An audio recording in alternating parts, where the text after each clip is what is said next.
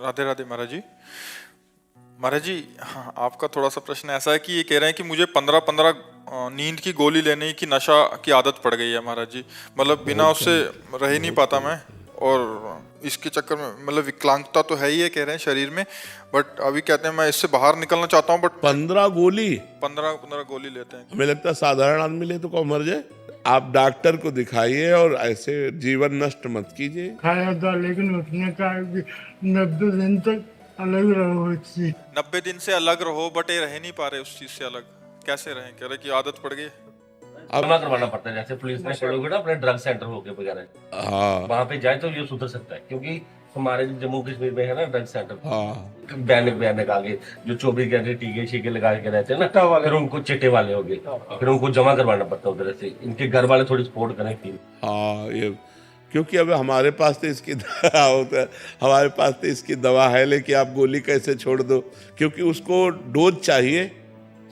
एक तो कड़ा शासन चाहिए और दूसरा कुछ डोज चाहिए जिससे वो दवाओं के द्वारा। तुझे महाराज इनके घर वालों को सपोर्ट चाहिए। हाँ हाँ, तो आप ऐसा कर लो जैसा ये सलाह दे रहे हैं। उधर आपके कहाँ के होगी? मैं उठा हुआ था। आगरा। फिर वहां पे कोई ड्रग सेंटर होगा ना, जैसे आजकल गवर्नमेंट ने खोले। हाँ, नशा मुक्ति किया। हाँ, 15 गोली 4-4 करके 3-3 करके 2-2 घंटे बाद। 2-2 घंटे बाद 4-4 लेते हैं। 2-2। अच्छा अच्छा, वो नशे के रूप में लेते हैं। हाँ, मतलब फिर 2-4 घंटे सोए रहे ऐसे। नींद आती है पर नहीं, आप दवा करवाओ बच्चा, नहीं इससे तो शरीर भी और खराब हो जाएगा। ये तो आगे महाराज थोड़े ऐसे 10 दिन हो गए वृंदावन में, एक भी गोली नहीं ली। 10 दिन वृंदावन हो गए हैं, बट एक भी गोली नहीं। यार तुम 10-20 दिन और बने रहो, वाह, एक को गोली मत खाओ, ठीक हो जाओगे। और क्या, ये तो बहुत बड़ी बात तुमने बता दी कि 10 दिन हो गए और एक भी गोली नहीं खा। मैं कोई गोली देता नहीं। कह रहा यार मांग जा तो रहा हूँ, बट गोली नहीं दे रहा कोई। नहीं नहीं नहीं। तुम और वृंदावन रुको और छोड़ दो बच्चा। यार तुम छोड़ सकते हो, जब 10 दिन से छोड़ दिए तो 90 दिन नहीं रहने वाला हूँ। बढ़िया है तुम। और राधा राधा जपो, राधा राधा। 1 साल से लोगों ने डिप्रेशन में डाल दिया कि तू किसी काम का नहीं है, तेरी नौकरी नहीं लग रही तेरे। डिप्रेशन में आके लेना शुरू किया, फिर आदत। नहीं नहीं, अब चिंता मत करो, तुम्हारी सबसे बड़ी नौकरी तुम राधा राधा जपो, ठीक है। सुरेश सोम जी मेरठ से। महाराज जी राधे राधे, आपके चरणों में कोटि कोटि प्रणाम। महाराज जी, जन्म और मृत्यु पहले से ही तय होता है, फिर अकाल मृत्यु का क्या अर्थ है? समय से अधिक पहले पाप, मृत्यु। अधिक पाप हो जाने पर अकाल मृत्यु आ जाती है। जैसे जन्म और मृत्यु का हमारा समय तय है, वो जवानी में भी मर सकता है, बुढ़ापा भी मर सकता है, पर जो अचानक अकाल मृत्यु होती है जिसकी, वो अधिक पाप बन गया, कोई महत पाप बन गया, महान पाप बन गया, तो तत्काल आयु को छीन करके उसका नाश कर देता है। तो अकाल मृत्यु का किसी का भी योग ना बने, इसलिए भगवान का चरणामृत रोज पीना चाहिए। भगवान के चरणामृत का प्रभाव है अकाल मृत्यु हरणम सर्वव्याधि विनाशनम श्री कृष्ण पादोदकम पीत्वा पुनर्जन्म न विद्यते। अगर रोज भगवान का चरणामृत पिए, शालिग्राम भगवान का, जैसे राधा वल्लभ जी बांके बिहारी जी, इनसे चरणामृत ले ले और उसी में जल मिला ले और रोज एक ढक्कन चरणामृत ले, तो अकाल मृत्यु नहीं होगी। अकाल मृत्यु हरणम सर्वव्याधि विनाशनम, समस्त रोगों का शमन करने की सामर्थ्य और भगवान की प्राप्ति की भी उमंग ये चरणामृत प्रकट करता है। जो रोज चरणामृत पीता है उसकी अकाल मृत्यु नहीं हो सकती, उसको कोई रोग परेशान नहीं कर सकता। होगा, शरीर में हो सकता है रोग, लेकिन उसको परेशान नहीं कर सकता, और उसका शरीर जब छूटेगा तो अब अगला जन्म नहीं होगा, ऐसी उसकी स्थिति बन जाएगी। भगवान का अंतिम समय स्मरण आ जाएगा अगर रोज नियम से चरणामृत पीता है। अकाल मृत्यु हरणम सर्वव्याधि विनाशनम श्री कृष्ण पादोदकम पीत्वा पुनर्जन्म न विद्यते। जो भगवान का रोज चरणामृत पीता है उसका पुनर्जन्म नहीं होता, उसकी अकाल मृत्यु नहीं होती, उसको कोई रोग दबा नहीं सकते। नहीं तो अपने द्वारा पाप ऐसे बन जाते हैं। अब जैसे गर्भ हत्या है, भ्रूण हत्या है, स्त्री हत्या है, वृद्ध हत्या है, कई ऐसी हत्याएं हैं, कई ऐसे पाप हैं जो महत पाप बन जाते हैं और जीवन बर्बाद हो जाता है। जीवन, आजकल तो लोग विचार ही नहीं करते कि पाप हो रहा है। तो जहाँ पाप बन जाता है, इस जन्म में तो दुर्दशा होगी, और जब अगले जन्म में लेंगे तो भारी दुर्दशा इनकी होगी। अब ये उस समय भले कोई पाप न कर रहे हो, तभी लगता है कि यार देखो इस आदमी को कितना कष्ट, लेकिन ये वही आदमी है। अगर इसको पूरी सीन दिखाई जाए तो आपकी ठीक है, भले इसको ऐसा ही होना चाहिए। तो जो दंड मिलता है ना, जिंदा जल गए, ट्रक में पिस गए, अब ये सब वो ही हैं। अब इस जन्म में आए घूम के तो अच्छे आदमी है, भले पाप नहीं कर रहे, लेकिन पूर्व का जो पाप है वो पीस देगा, वो जला देगा। तो जो कोई महान पाप बन जाता है तो हमारी अकाल मृत्यु भी कर देता है। मोहन गुप्ता जी, सूरत से। श्री हरिवंश महाराज जी, हम शास्त्रों के वचनों को श्रद्धा से सुनते हैं। श्री नाम की महिमा, प्रसाद की महिमा, धाम, हरि कथा, साधकों के जीवन में जो भी शुद्ध भक्ति के अनुरूप होता है उसे करने का प्रयास भी करते हैं। पर महाराज जी, फिर भी ये अनुभव होता है कि मन अभी शुद्ध नहीं है, मन एकाग्र नहीं है, भीतर से तल्लीनता नहीं हो रही, कामना, अनर्थ की निवृत्ति नहीं हो रही। महाराज जी, ऐसा अंदर से बना रहता है। महाराज जी, ऐसी अवस्था में भजन की कमी है। सुनने मात्र से काम नहीं चलता। हम ज्यादा पढ़ने और सुनने में समय नहीं लगाया, करने में लगाया है। अगर हमने किसी बात को पढ़ा एक लाइन, वही ग्रंथ बंद कर दिया और उसका 100 बार चिंतन किया और उसको अपने जीवन में उतारने की कोशिश की, तो बहुत नायमात्मा प्रवचनेन लभ्या न मेधया न बहुना श्रुतेन। ये आत्मबोध न तो बहुत प्रवचन करने वाले को मिलता है, न बहुत प्रवचन सुनने वाले को मिलता है, न बहुत बुद्धिमान को मिलता है। जो वर्ण कर लेता है उसको मिलता है। आचरण में उतारो, खूब नाम जप करो, अभी सब संशय खत्म हो जाएगा, मन निर्मल हो जाएगा। रात दिन नाम का चिंतन करते हुए नाम जप करो, नाम का चिंतन करते हुए नाम जप। जैसे आप मान लो महामंत्र जपते हैं तो पूरी लाइन आपके महामंत्र के दिमाग में लिखी होनी चाहिए, उसी को सुनो, उसी को बोलो। मान लो दिमाग में एकदम चल रहा है हरे कृष्ण कृष्ण कृष्ण हरे हरे, राम राम राम हरे कृष्ण हरे। रोना आने लगेगा। आप देखो, चिंतन करते हुए जप करो तो अभी हृदय इतना निर्मल होने लगेगा कि अश्रु प्रवाह आने लगेगा नाम जप में। अब वो चल रहा है माला अंगुली में, जबान में नाम और मन संसार में, तो कनेक्शन सही नहीं है। जब तीनों का कनेक्शन एक बैठ जाएगा, मन, जिह्वा और माला, तब आनंद आने लगेगा। खूब जप करो, 1 मिनट भी खाली मत रहो। पता नहीं कौन सा मिनट हमारी जिंदगी का आखिरी मिनट हो और उस समय हम कुछ और चिंतन कर रहे हो। इसलिए हमें सावधानी पूर्वक भजन में लगना चाहिए। जब भजन में लगोगे तो संशय, मलिनता, ये सब नष्ट हो जाएगा। अपने आप हृदय में आनंद का अनुभव होने लगेगा। महाराज जी, जैसे गुरुजन आज्ञा करते हैं कि 11 माला करो, 16 माला करो, 32, ये 64। केवल लगाने के लिए है। ये केवल प्रारंभिक साधक को लगाने के लिए है कि अब एकदम नहीं जप रहा तो दीक्षा दी गई, कहा गया 11 माला तो आपको जपना ही है, कि चाहे जितना आप बिजी हो आप 11 माला कीजिए। लेकिन ये हद नहीं है भजन की, ये भजन की हद नहीं है। भजन तो बेहद है। जो हद बेहद है उसकी कोई गणना नहीं है। भगवान की प्राप्ति के लिए कोई गणना नहीं कि भगवान 11 माला में मिलेंगे कि 21 माला में मिलेंगे। वो तो जब निरंतर प्रीति पूर्वक भजन किया जाता है, भगवान के सिवा और कुछ याद न रहे, केवल भगवान की चाह रह जाए, मैं भगवान का, भगवान मेरे, तब भगवान की प्राप्ति होती है। महाराज जी, जैसे ये तो उत्तम साधक और ये उत्तम अवस्था प्राप्त करने के लिए उत्तम साधन है महाराज जी। महाराज जी, जैसे संसार में बहुत सारे ग्रस्त जन हैं जो ड्यूटी पे भी जाते हैं, सब कुछ करते हैं, उनके लिए महाराज जी कठिन हो जाता है। जब आप ये बोलते हो कि ऐसा करना है तो महाराज जी जो नाम जप की संख्या होती है वो भी छोड़ देते हैं। अब हमारे साथ महाराज जी मिलते रहते हैं तो कहते हैं कि उसको छोड़ देते हैं, फिर उसमें करने लग जाते हैं। कुछ समय में ही मन 1-2 दिन तो ठीक चलता है, तीसरे दिन फिर वहीं पटक देता है, फिर वो संख्या भी जाती है और मतलब जो नाम का जो एक अभ्यास वो भी चला जाता है। तो हाँ, हमने ये कहा है कि 11 माला जो संख्या है वो तो जैसे अब आप 1 माला लिखित किए तो 10 माला ऐसे करो ऐसा। हाँ, अब जैसे आपका मन 50 नाम में लगा कि लिखने में लगा तो शेष माला से पूरा करो। कुछ 10 मिनट 15 मिनट लेखनी का अभ्यास करो, क्योंकि सबका मन एकाग्र तो है नहीं, मन बड़ा चंचल है। एक क्षण में विषयों में भाग जाता है।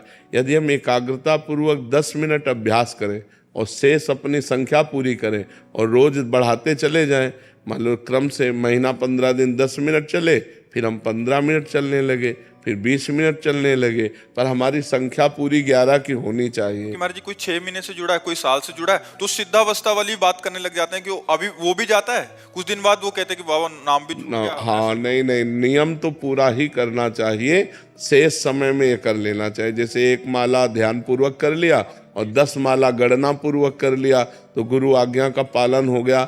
देखो, भाव को भाव अनख आलसहु, नाम जपत मंगल यदि सिद्धसहु। ध्यान नहीं लग रहा, भाव नहीं बन रहा, श्रद्धा भी नहीं, आनंद भी नहीं, पर हम मंत्र जप रहे तो उसका फल तो मिलेगा ही। ये तो भगवत प्राप्ति के लिए आगे बढ़े हुए पुरुषों की बातें हैं, लेकिन प्रारंभिक साधकों को तो गणना से ही चलना होगा, नहीं वो भी छूट जाएगा, मन भजन में लगेगा नहीं। इसलिए प्रारंभिक साधकों को गणना दी जाती कि आपको 11 माला करनी ही है, तो उनको करना ही चाहिए। 10 मिनट 5 मिनट अलग से समय निकाल ले 24 घंटे में, जो लेखनी वाला मंत्र है, लेखनी वाला नाम है, वो प्रक्रिया करें, शेष समय 11 माला अपने पूरे कर लें। महाराज जी नाम की महिमा आदि सुनाते हैं तो काफी साधक कहते हैं कि बाबा हमें कोई नियम दे दीजिए कि हम 50,000 रोज राधा नाम जप करेंगे, मतलब नियम से करेंगे और आपको चेक कराएंगे। तो वो 50,000 कुछ दिन करते हैं, कभी कभी फिर आपका वैसा वाला एकदम उच्चतम अवस्था वाला प्रवचन होता है कि वास्तविकता में वहीं पहुंचना है, इसी से पहुंचेंगे। अभी 6 महीने हुए हैं तो महाराज जी वो 50,000 भी छोड़ दिए, नहीं, धीरे-धीरे करने अब लगे। उनको क्या करना चाहिए, 50,000 तो नियम वाला करना चाहिए और 5 मिनट 10 मिनट ये करना चाहिए, इसका अभ्यास करना चाहिए। कोई भी अभ्यास करने के लिए अपने नियम को नहीं छोड़ना चाहिए। नियम के अलावा हमारा और समय 10 मिनट जाए तो हम वो अभ्यास में करें, ऐसा करना चाहिए। हेमनिधि जी, श्री हरिवंश महाराज जी, महाराज जी हर परिस्थिति में ये भी प्यारे की इच्छा है या श्री जी का मंगल विधान ही होगा, ये बात कैसे आएगी? तस्मात् शास्त्रम प्रमाणम ते कार्य अकार्यो व्यवस्थितो। कार्य और अकार्य की व्यवस्था शास्त्र प्रमाणित होनी चाहिए। पहले शास्त्र प्रमाणित आचरण करो। श्री कृष्ण अनुकूलेन प्रतिकूलस्य विसर्जनम।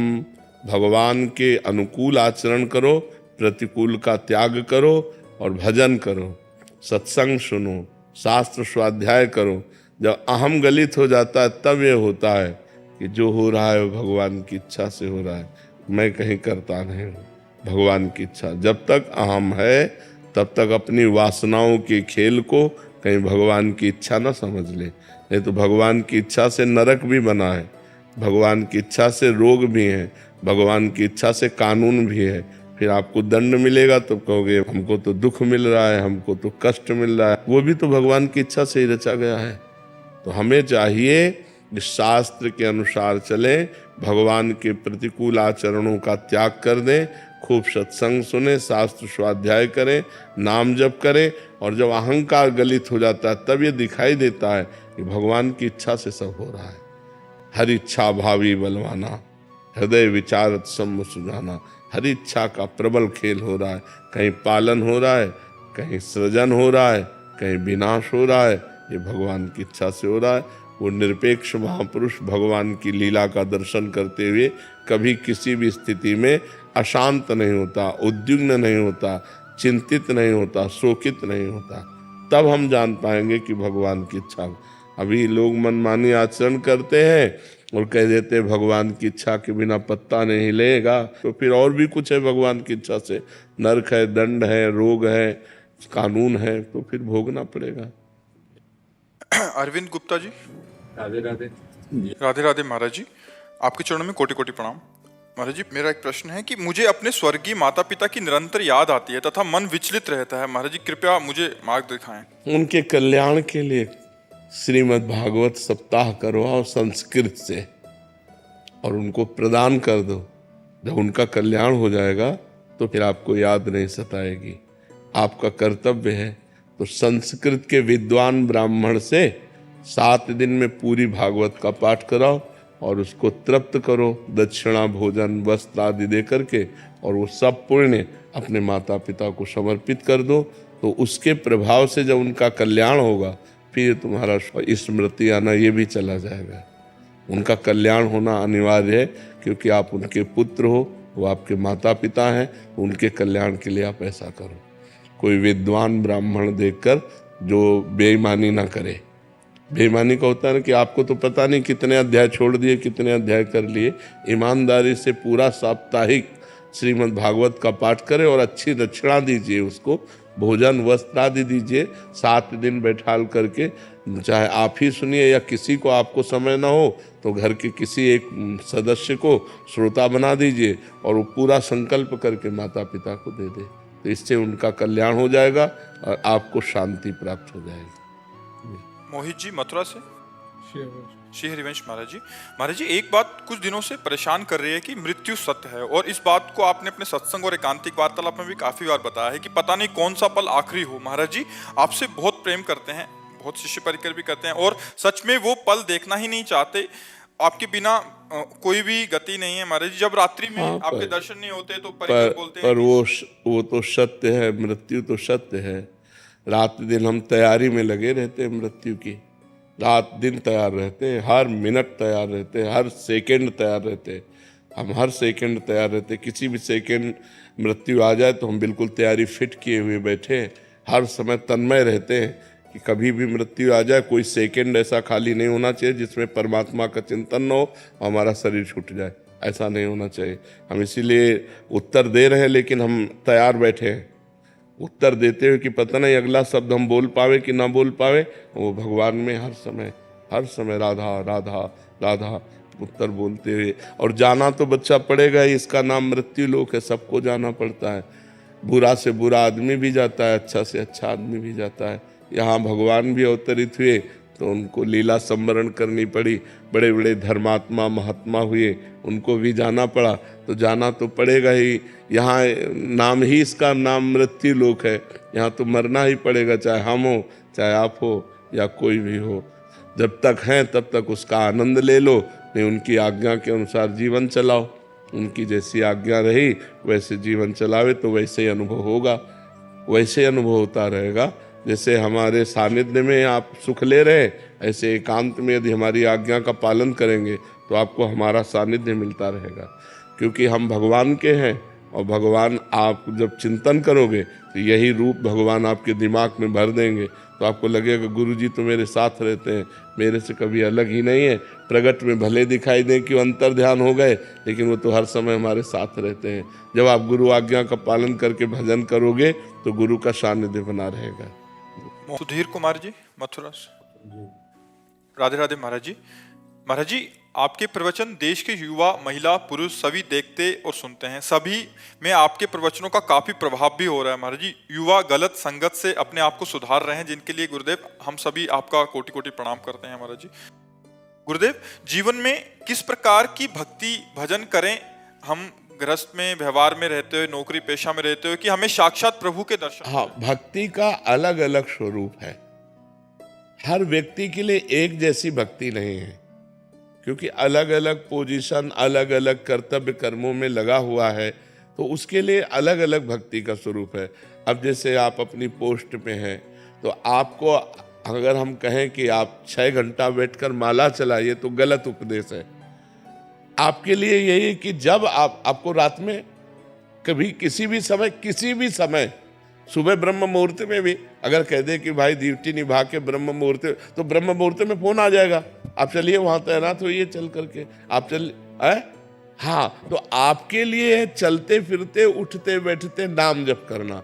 और सबसे बड़ी बात है अधार्मिक पुरुष को बख्शना नहीं और धार्मिक पुरुष को दंड नहीं देना, ये खास बात है। भक्ति का अलग अलग स्वरूप होता है। मतलब रुपया का प्रलोभन या कोई ऑफिसर का भय आपसे गलत करवा दे, वो हमें नहीं करना। तो अब बड़े ऑफिसर के द्वारा या रुपए का प्रलोभन हमारे द्वारा अधर्म ना होने पावे, बस इस बात। बड़े ऑफिसर का ज्ञान हमें इसलिए हुआ कि एक अधिकारी यहाँ करके बोला था, तो हम कहा, अरे वीडियो चल रहा है, तुम क्या बोल रहे हो? बोले 3 बार सस्पेंड हो चुका हूँ, बोलते बहुत नौकरी से निकाल दिया जाऊंगा, मुझे इसकी कोई परवाह नहीं है। बोले अब मैं अधर्म नहीं कर सकता, जब से आपका प्रवचन सुना हो, बोले मैं अब अधर्म नहीं कर सकता। तो अब जैसे गांव भाषा में उसे घूस कहते हैं। कोई घूस दे करके हमसे गलत करवा ले, ऐसा नहीं हो सकता। या कोई अधिकारी हमको प्रलोभन देकर या भय दे करके हमसे गलत करवा ले, ऐसा नहीं हम करेंगे। तो हमारा डिपार्टमेंट जो कानून हमें आदेश करता है, हम उसके जितना हमें अधिकार मिला है, हम कानून के अधिकार के अनुसार दोषी को दंड देना और निर्दोष की रक्षा करना और भगवान का नाम जप करना, यही भक्ति है। क्योंकि आप कभी ठाकुर जी को बैठ करके स्नान करवा रहे हो और उसी समय फोन आ जाए तो आपको छोड़ के भागना पड़ेगा। तो सबसे बड़ी भक्ति आपकी है कि राष्ट्र सेवा में जो आपको पद मिला है, अपने अधिकार के अनुसार हम उसका बर्ताव करें और सरकारी पेमेंट से अपना जीवन पोषण करें। हमको घूस नहीं चाहिए, जिसके द्वारा हम अधर्म बने वो हमें कार्य नहीं चाहिए। हमने देखा है, आपको सच्ची बताएं, जो गलत आचरण करते हैं उनके परिवार में उसका प्रभाव पड़ता है। उनके बच्चे, उनके परिवार, उनका परिवार मतलब विध्वंस हो जाता है, भले वो सारी व्यवस्था किए रहे। अगर निर्दोष पुरुष को दंड दिया जाए और उसकी हाय लग जाए, कभी सरसब्ज नहीं हो सकते आप। तो दोषी को बख्शो मत, चाहे जितना रुपया वो दे, और निर्दोष को दंड मत दो। पर यही सबसे बड़ी भक्ति और नाम जप करो। और गंदे आचरण तो करे ना, मान लो मांस है, मदिरा है, ये चीजें त्याग कर दे और ऐसे चले, तो आपके लिए माला चलाने वाली भक्ति ज्यादा नहीं है कि आप बैठ करके पूजा पाठ और भक्ति। आप अपने तैनात रहिए और नाम जप कीजिए, वह भय और प्रलोभन से बच जाइए, तो इसी से मंगल हो जाएगा।